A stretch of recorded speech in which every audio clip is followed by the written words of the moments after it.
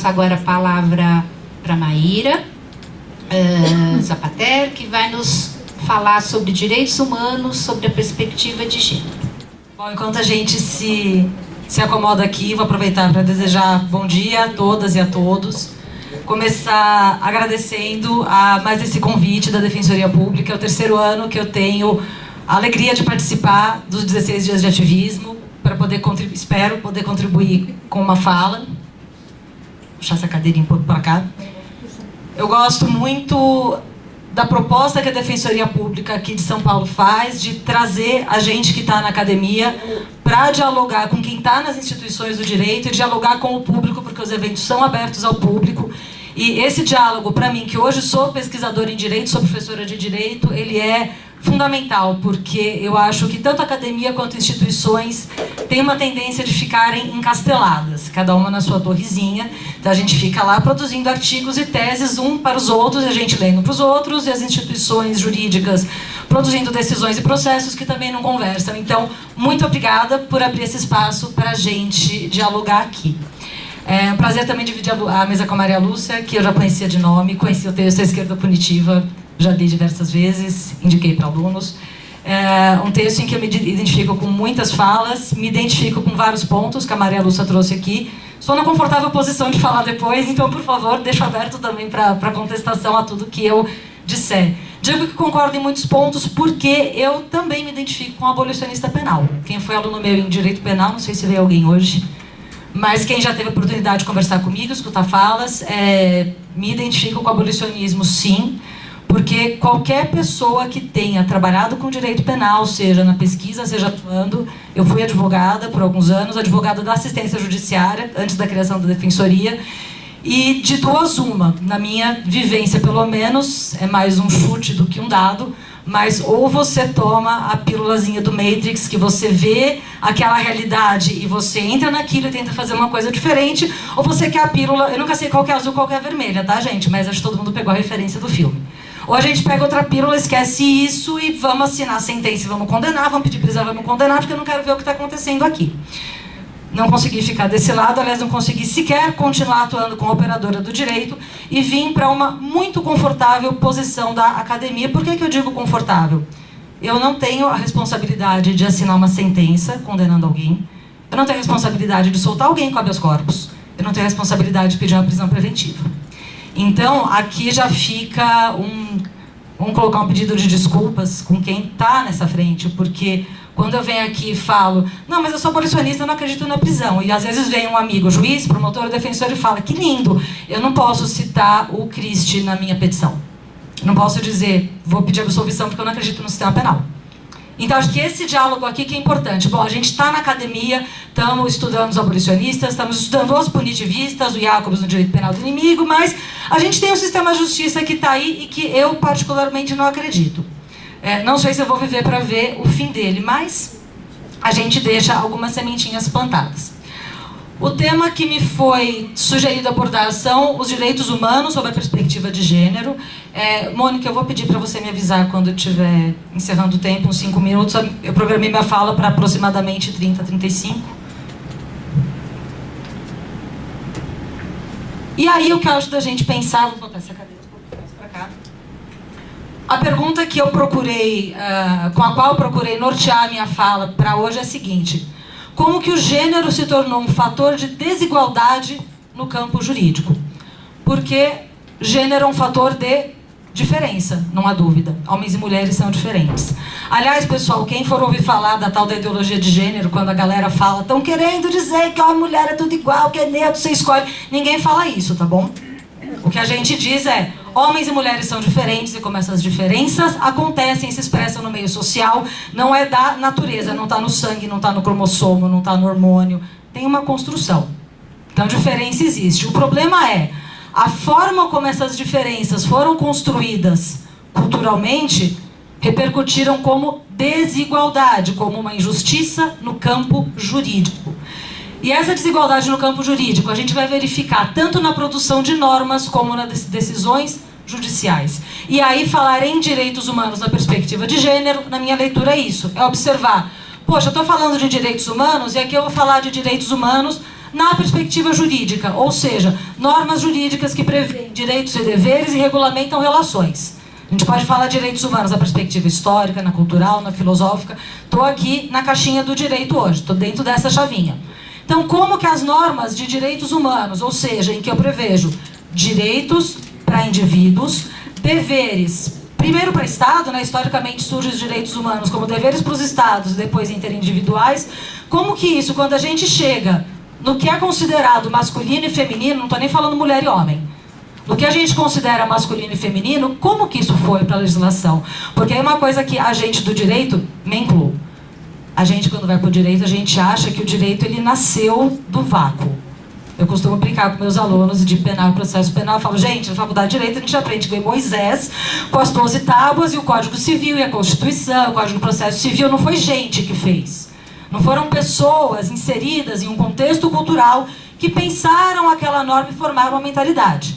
Então eu quero pensar que hoje, como essa mentalidade em que a diferença de gênero se traduziu numa desigualdade, colou no ordenamento jurídico.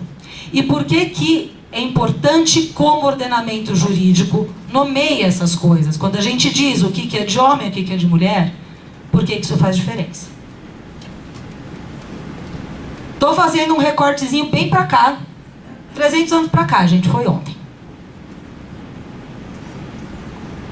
A gente poderia retroceder até Grécia Antiga para pensar como homens e mulheres foram pensados diferentes no Ocidente. Por questões de tempo, temos apenas 40 minutos no máximo, e aqui já com a pretensão de dar conta de 300 anos, então achei que 3 séculos estava bom.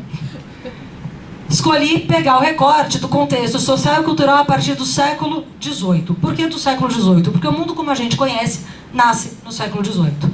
Nasce com o iluminismo, nasce na forma como a gente pensa o Ocidente, como a gente se pensa como indivíduo, e o direito é muito tributário desse contexto aqui.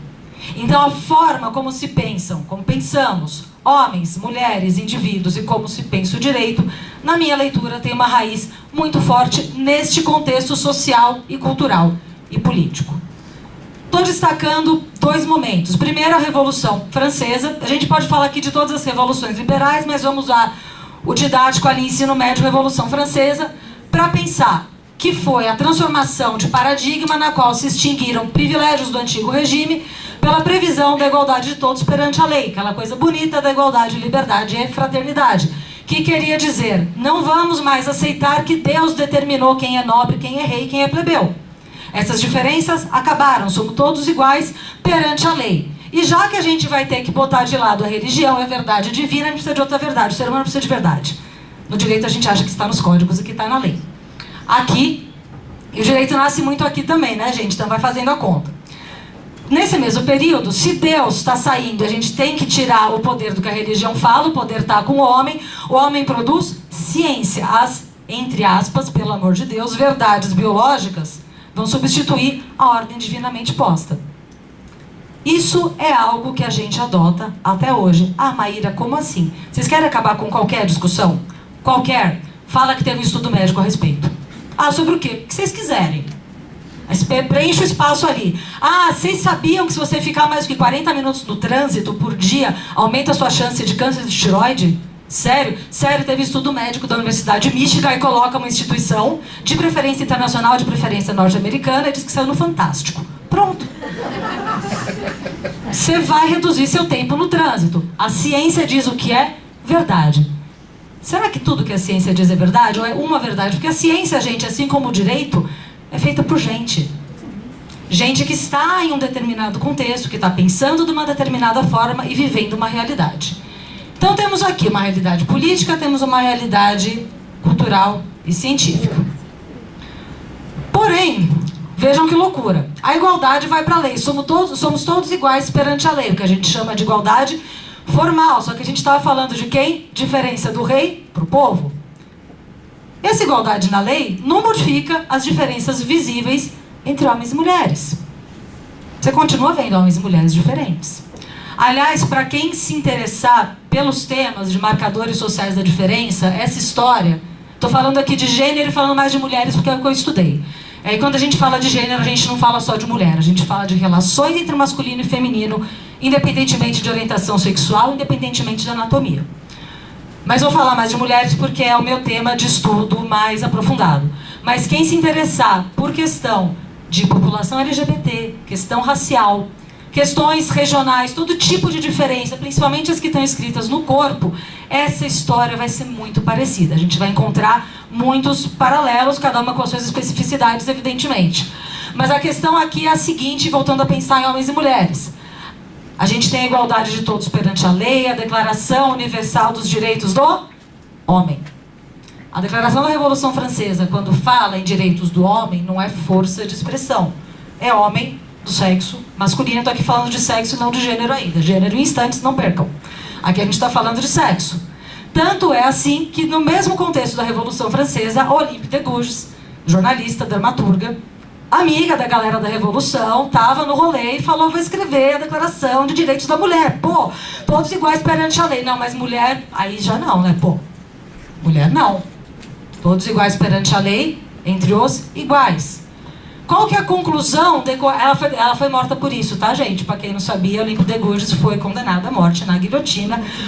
Por motivo ela falou que mulheres tinham direitos, em 1791.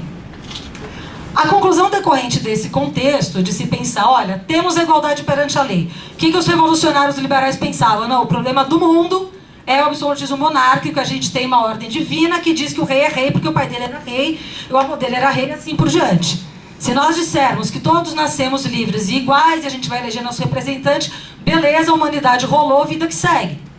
Mas aí, homens e mulheres, a gente olha os corpos e são corpos diferentes. Então, pô, o problema não estava na lei. O problema é que a natureza determina que as pessoas são diferentes.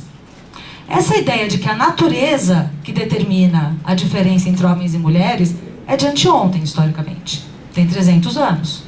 Ela surge aqui, porque antes quem definia? Deus, né? Lógico. E gênero tinha um peso muito menor no antigo regime do que passa a ter a partir daqui. Porque se você nascesse rainha, claro, entre uma rainha e o rei estava no esquema, mas entre uma rainha e um plebeu, prefiro ser rainha. Fala para Elizabeth I, que ela é oprimida pelo patriarcado. Elizabeth I, a filha do Henrique VIII. E, aliás, tem umas questões de gênero sobre ela bem interessantes. Quem quiser, depois passo textinhos. Mas era porque Deus dizia, você nasceu nobre. A partir daqui somos todos iguais. Mas, pô, tô olhando homem e mulher, não é igual. A natureza está dizendo. E a natureza, a ação humana, não muda. Olha que louco. Se a gente diz que é da ordem da natureza, o sol nascer e o sol se pôr, eu posso fazer a lei que for. Isso não muda. Todo mundo precisa dormir. Todo mundo precisa comer. Se eu vou dormir no colchão ou no tatame, é como a cultura adapta essa necessidade fisiológica. Se eu vou comer de garfo e faca ou de hashi, é a cultura que adapta. Mas o fato de precisar comer, o fato de precisar dormir, isso é da ordem da natureza. Então, quando a gente cria um contexto cultural em que se diz diferenças são da ordem da natureza, significa dizer, isto sempre foi assim, isto é assim, isto sempre será assim. É só nesse momento histórico também que surge o modelo de dois sexos. Opa, como assim? Gente, sabe a ciência das verdades absolutas? Do século II a.C. até o século XVIII, a ciência médica dizia que só existia um sexo anatômico. Pô, como assim? Não existia homem e mulher? Primeiro, gente, qual vocês acham? Que existia um chute, né? Adivinha? Sexo masculino. A medicina entendia que as mulheres, anatomicamente, eram homens que não se desenvolveram. Tudo que a gente chama hoje de anatomia feminina, o que a gente fala de útero, ovários, vagina, etc., não tinha nome, até 300 anos atrás. Se chamavam ovários de testículos internos, se chamava vagina de pênis interno.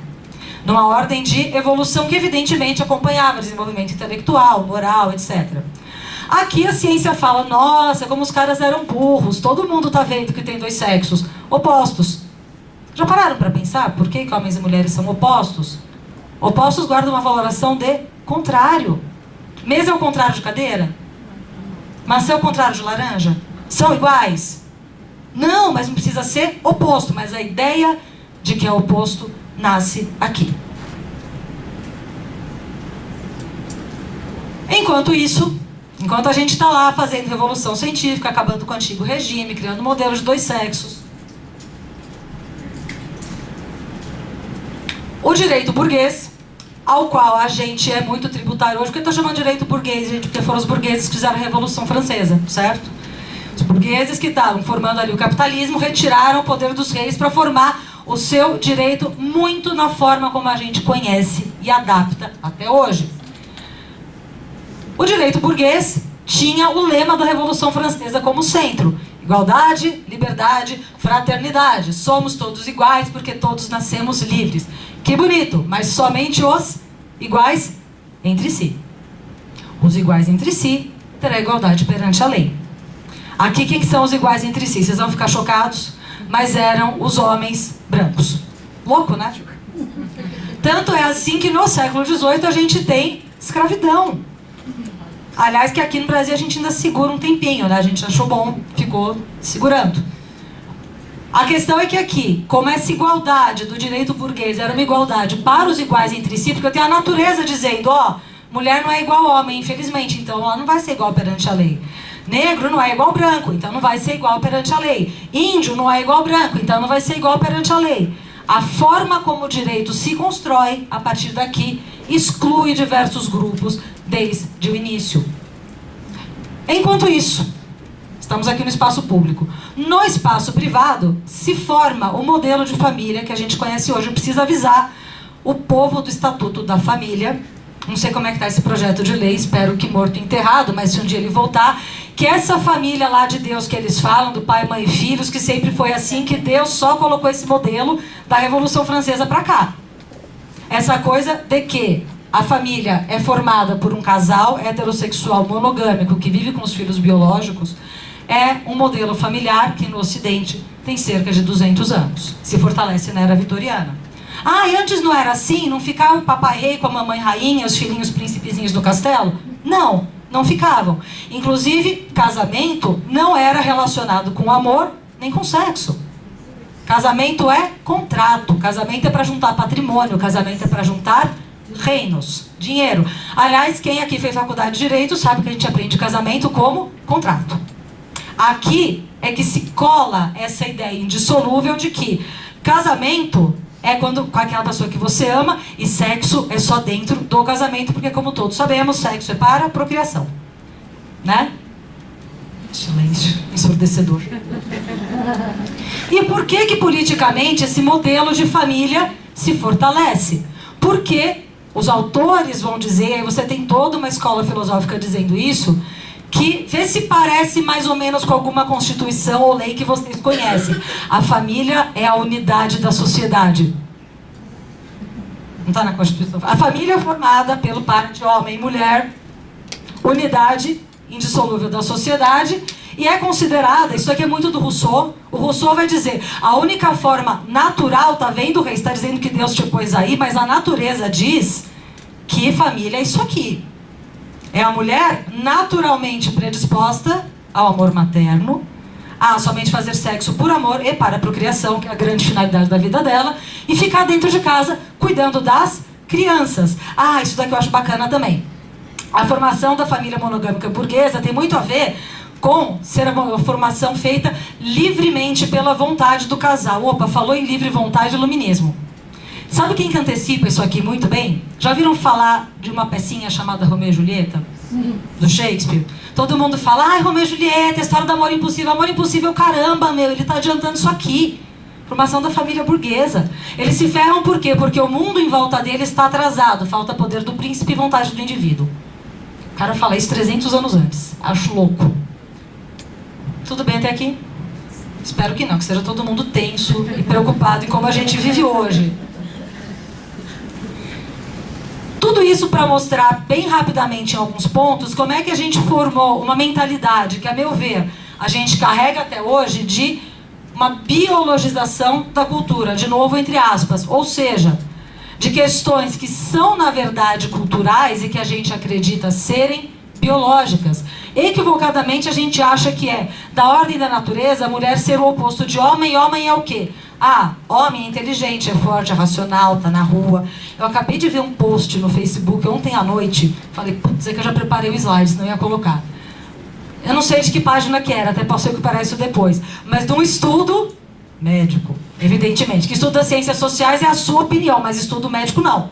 Estudo médico mostrando que o cérebro da mulher muda depois da gravidez e perde parte da massa cinzenta e da racionalidade. Eu respirei e fui ver um vídeo de gatinhos, assim. Uma outra coisa, eu falei tudo bem, mas amanhã eu comento. Então por isso que você, mulher mãe, você não consegue dar mais atenção pra mais nada mesmo, você ficou menos racional, você só quer ouvir o choro do seu filho. Eu imagino para as mulheres que não estejam sentindo isso. Olha e fala, sua mãe é horrível. Eu penso em outras coisas, o que eu vou fazer?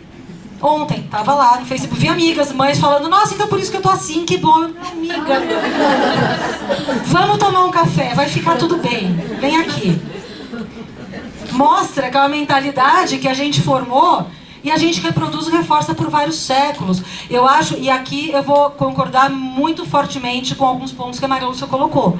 É um erro grande a gente querer achar que direito penal soluciona isso, porque o direito penal quer achar o bandido. E aí muitas vezes eu tenho um pouco essa sensação, quando a gente fala de direitos de mulheres, que a gente está procurando o clube dos machistas malvados que se reuniram em uma salinha e falaram, vamos fazer uma página no Facebook de como vamos ferrar as mulheres hoje. Não, gente, é todo mundo, somos todos e todas nós. Aprendendo. É a gente aprendendo, lendo revista na adolescência de dicas para capturar o sexo oposto.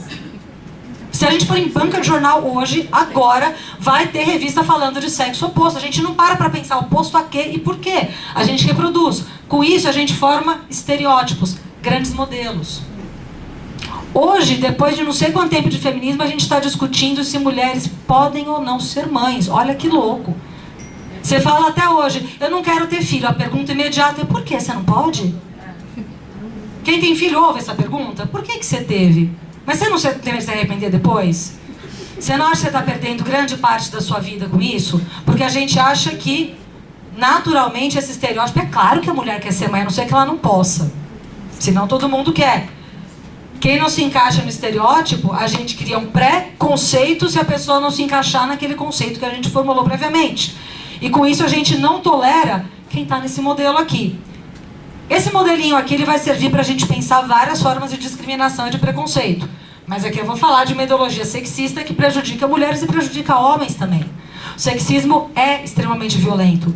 Várias das formas de criminalidade que mais encarceram são praticadas, na minha leitura, a partir de um modelo de masculinidade. Os homens são presos por quê? Tráfico e roubo. Ele vai traficar por quê? Porque ele quer ter muita droga na casa dele? Dá dinheiro, né, gente?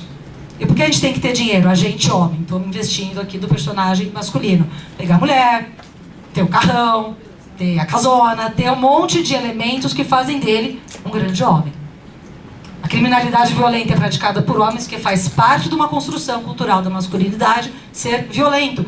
E isso não é bom. Meninos não estão em vantagem nessa estrutura aqui. Aliás, eu reluto muito, quem já me escutou falar, eu reluto muito em falar em privilégio masculino, porque não vejo vantagem nenhuma. Privilégio branco, sim. Ainda não consegui enxergar. Sendo branca, não enxergo desvantagem. Nunca consegui enxergar. Nisso, da questão racial, acho que é realmente uma outra questão. Agora, entre homens e mulheres, não vejo vantagem. Pois bem, avançando aqui mais algumas décadas, vamos falar de gênero. Afinal de contas, falei de direitos humanos, falei como a gente formou essa mentalidade e vou ter que falar também de gênero. Muito rapidamente, estou fazendo aqui um super resumo do que eu entendo por teorias de gênero. Aliás, vale dizer, teorias sociais sobre o gênero. Tá dando meu tempo já, Mônica? Tá. Por que eu estou falando em teorias sociais? Porque as diferenças entre homens e mulheres não são estudo exclusivo das ciências sociais. A medicina estuda, a psicanálise estuda, a educação estuda, a psicologia estuda. Preciso avisar também para o povo da ideologia de gênero, que não começou agora com o Facebook. Gênero, nas teorias sociais, já é desde os anos 60 e 70. Aqui tem muito a ver com os movimentos feministas, no sentido de tentar demonstrar que aquilo que se pensava ser natural era uma construção. E que se era uma construção lesiva, ela poderia passar por um processo de desconstrução. Eu descrevo as teorias de gênero como sendo estudos sobre como essas identidades se constroem num campo social, em que eu vou ter mais poder de um lado do que de outro. Existe a outra linha de outros feminismos, de se falar em teorias não de gênero, mas fala de patriarcado. O patriarcado é um conceito que a mim não satisfaz. Eu acho que ele não explica uma série de outros pontos, então, mas é um ponto igualmente defensável. Várias autoras e autores respeitabilíssimos se utilizam desse conceito. Eu não trabalho com essa categoria.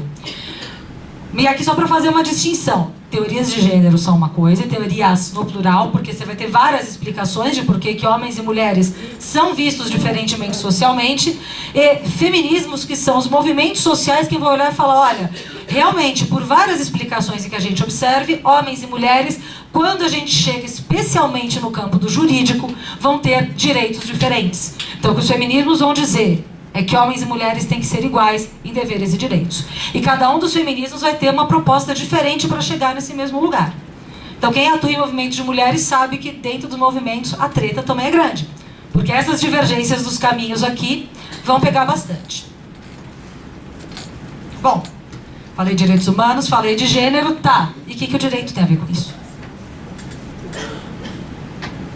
Qual o papel do direito? Quando a gente está lá, quem fez curso de Direito vai se lembrar disso, quem não fez vai ficar sabendo agora de uma aula que a gente talvez devesse dar mais atenção, né? Porque eu não dei. De introdução ao estudo do direito, a aula que a gente sai para tomar café que você fala, não vou usar isso aqui. E na verdade você devia ter ficado mais nessa do que dar aula de locação. É ou não é? Sim ou com certeza? Porque nessa aula de introdução ao estudo do direito, a gente aprende que a lei é o dever ser, o mundo concreto dos fatos é o mundo do ser, e a lei é o dever ser. Na época, eu não sei os colegas aqui, mas não entendi muito bem. Só dever ser deve ser o quê? Mas depois a gente para pensar um pouquinho e ver, poxa, a lei é quem está produzindo uma norma de comportamento determinando como as coisas devem ser. Então faz diferença quem produz a norma, como produz a norma e quando produz essa norma. Estou colocando aqui dois autores, para depois quem quiser procurar para se aprofundar mais nessa temática.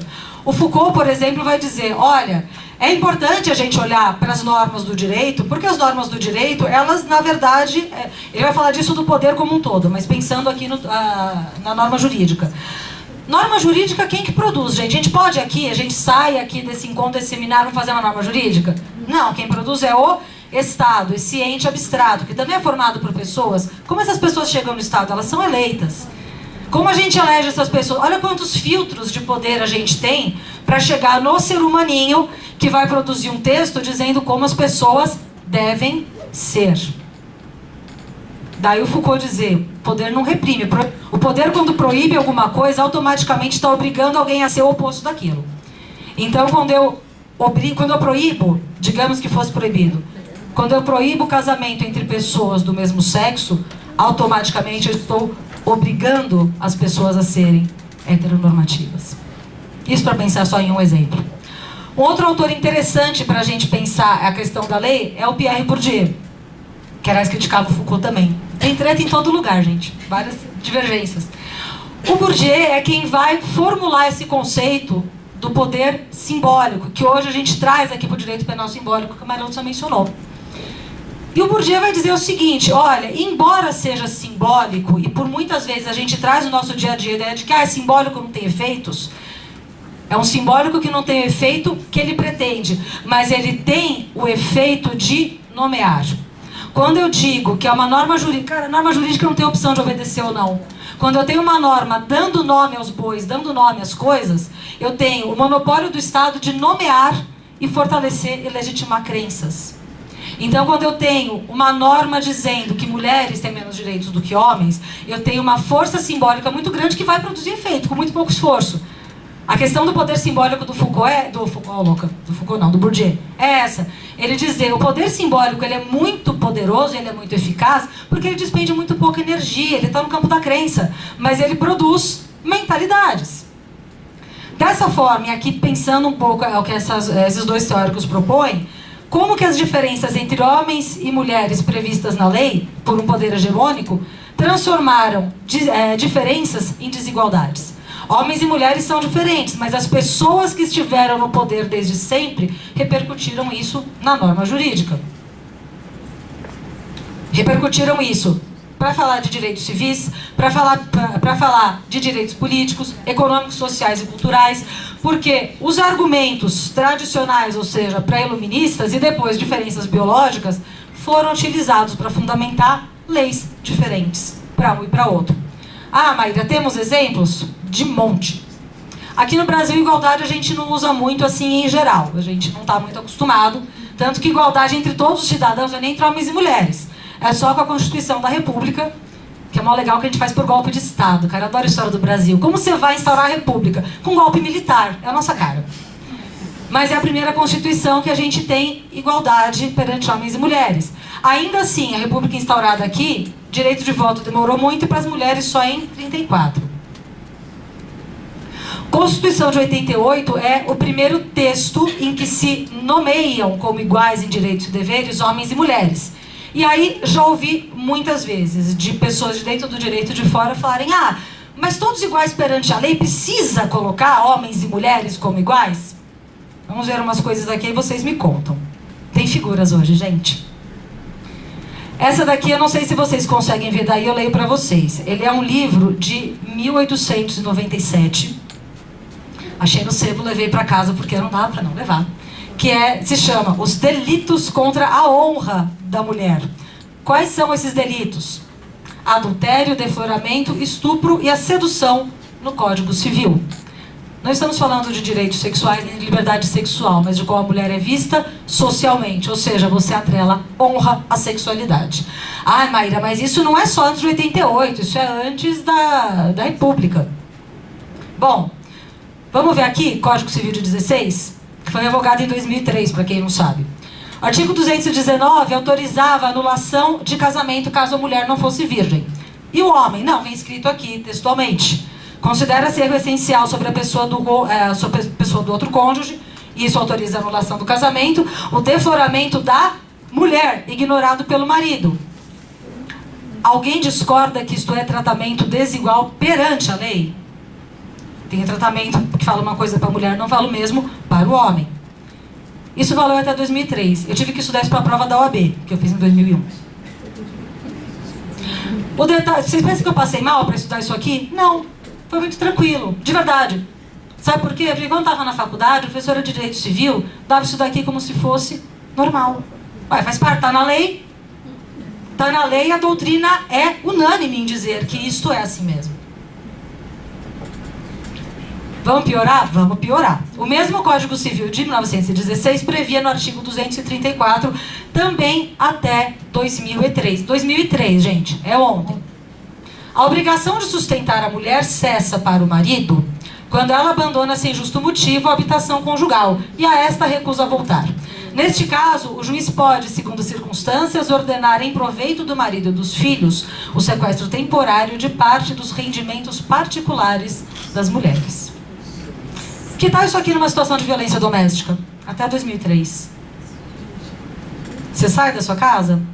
Independentemente da gente pensar Lei Maria da Penha, você sai de casa? Mas vamos piorar.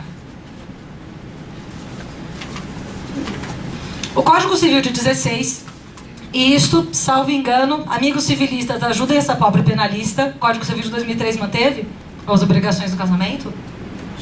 Não? Essa parte da lição de casa eu não fiz, foi mal. Mas o Código Civil de 16 estabelecia, tendo em vista que casamento é um contrato, neste contrato você admite fidelidade recíproca, vida em comum no domicílio conjugal, mútua assistência, sustento, guarda e educação dos filhos. Ah, tá bom, né? Vida em comum, casei para isso. O que é a vida em comum no domicílio conjugal? É, em juridiquês, o dever de manter relações sexuais.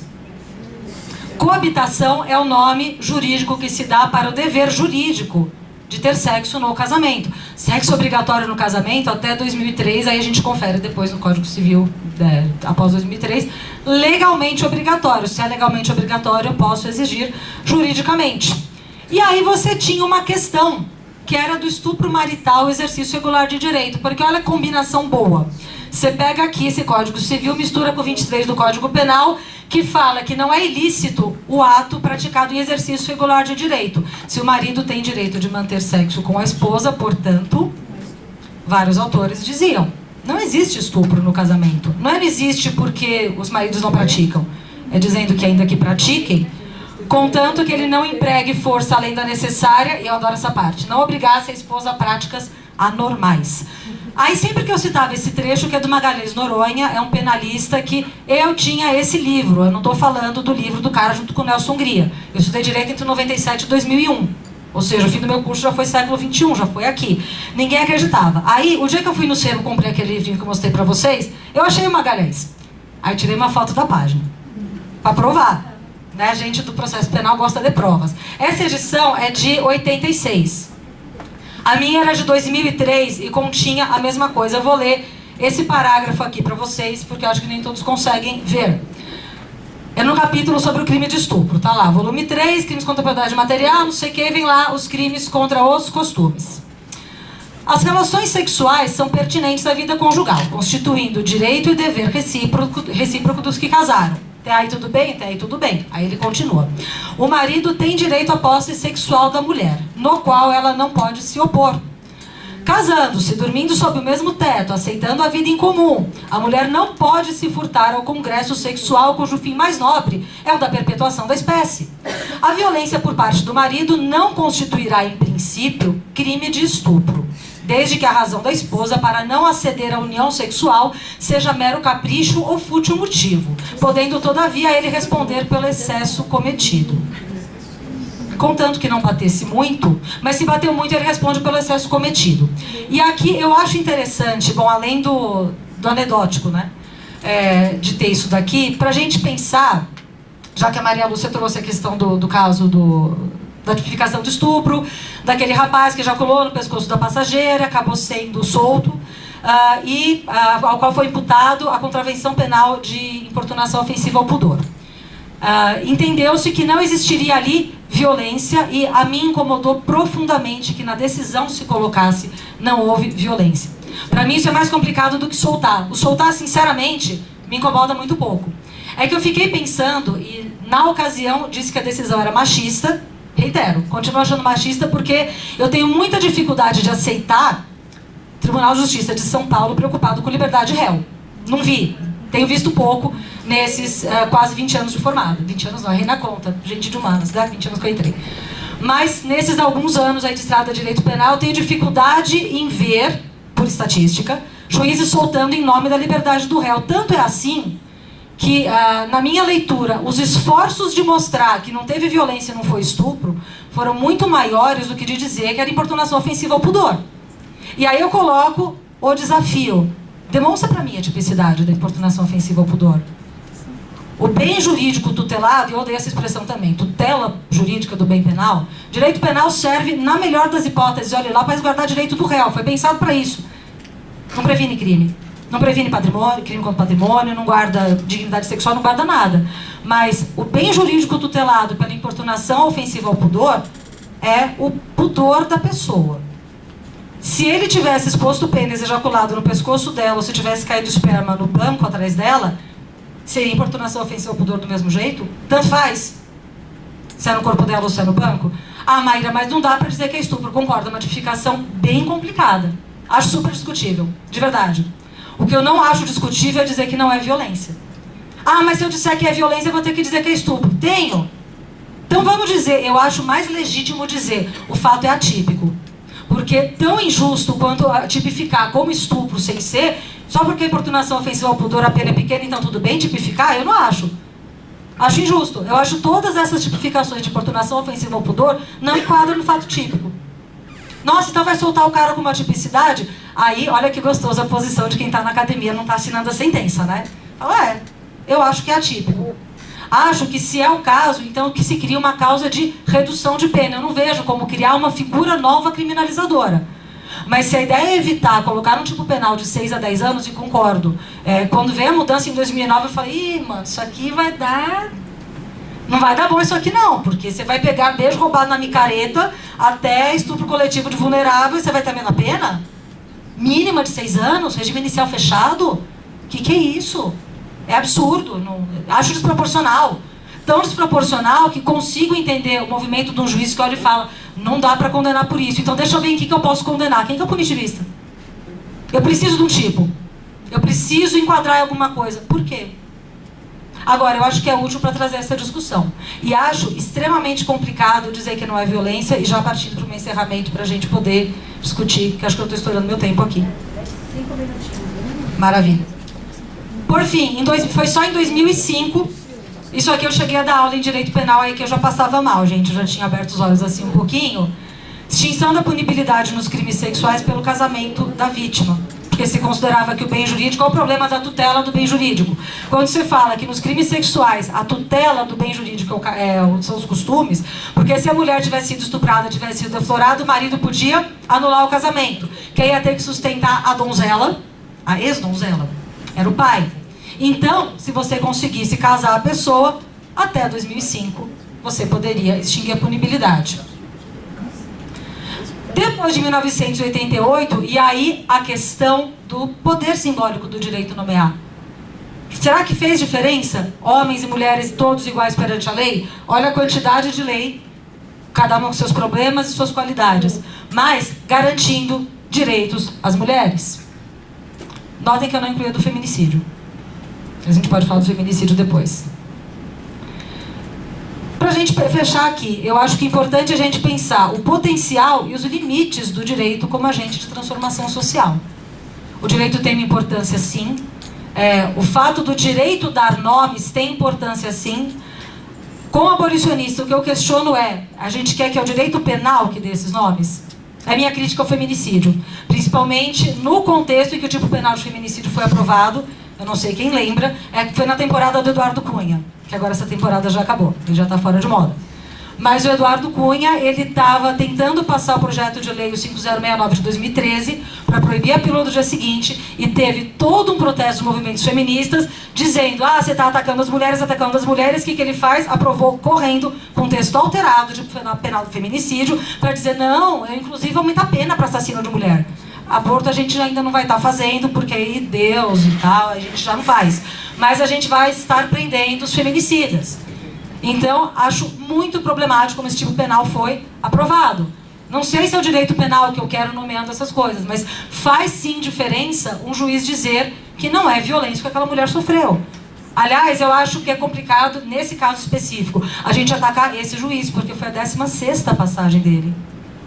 O problema não é esse juiz. O problema é todo um judiciário que, assim como eu, estudar em faculdade de direito, aprendendo direito dessa forma. Em que a gente aprende que no crime de estupro, a violência não está no ato sexual, está no soco que o cara dá na cara da mulher. Toda a discussão do tipo penal, e aí vi muitas pessoas que vieram debater comigo dizendo, Maíra, mas você não lembra? A doutrina tipo Magalhães Noronha é doutrina, certo? Vamos lembrar disso. A doutrina é unânime em dizer que a violência é o meio e não o ato. O ato não é violento. Explica pra mulher que está sendo estuprada que quando ela está sendo penetrada não é violência. A violência é só o soco. A parte lá do sexo é sair aí não. Porque é um ato que fora disso ele não é lícito. É uma compreensão androcêntrica do que é um crime sexual. Todo o problema dessa decisão de como o caso ficou, pra mim, é esse. Sinceramente, tanto faz ele preso ou solto. Nesse aspecto. Acho um risco para as mulheres. Para mim, como mulher, não resolve. Se o cara fizer o que quiser comigo no ônibus, eu ganhei me garantir, não, mas ele fica preso 10 anos. Dane-se! Vamos pensar o que aconteceu com ele, por que ele está fazendo isso? Por que o Tribunal de Justiça banaliza esse tipo de prática? Essa que é a questão. A única saída que a gente pensa é a tipicidade penal? É condenar? Não tem outra? Precisou chegar, e aí o direito é muito engraçado, né? Ele só foi preso por estupro quando ele segurou a vítima. Opa, segurou. A minha sensação foi que os operadores do direito ali envolvidos foi, graças a Deus, ele praticou violência. Podemos tipificar. Resolveu? Quantos outros casos no dia seguinte? Então, pensar isso. Direito muda? Não muda? E abrir para o debate, já falei muito. Quem quiser contato, conversar por e-mail, bibliografia da fala, slides, etc., me escreve. Obrigada.